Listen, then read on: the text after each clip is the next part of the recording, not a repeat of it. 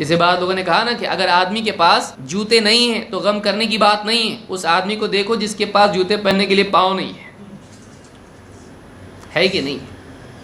آدمی سوچتا ہے میرے جوتے پھٹے ہوئے ہیں، کیا اللہ 5 ٹائم کی نماز پڑھتا، نئے لایا تو وہ بھی گیا، پھٹے ہوئے پہن کے گھوم رہا ہوں، تو تیرا بندہ رہ گیا، یہ حالات میرے۔ تو بعض اوقات آدمی کھوئے ہوئے پر نگاہ رکھتا ہے، لیکن آدمی ذرا سا اپنی نگاہ اپنے سے باہر بھی رکھے اور دیکھے کہ کتنے ایسے لوگ ہیں جن کے پاس وہ بھی نہیں ہے، جو ننگے پاؤں گھوم رہے ہیں، ان کے پاس اس کی طرح پہننے کے لیے جوتیاں تک نہیں، پھٹی ہوئی جوتی نہیں ہوں۔ پھٹی ہوئی جوتیاں اگر یہ نکال کے پھینک دیں، وہ خوشی خوشی لے کے کودتے ہوئے بھاگیں گے کہ بڑی نعمت ملی ہے۔ آج آدمی گھر کے اندر دیکھتا ہے کھانا ٹھیک سے نہیں بنا، مزہ نہیں آ رہا ہے، اگر وہی کھانا وہ کچرے میں پھینک دے تو کئی لوگ آ کے اس کو اٹھا کے کھائیں گے۔ دنیا میں ایسے لوگ بھی ہیں جو راستوں سے کوڑے سے اٹھا کے کھاتے ہیں۔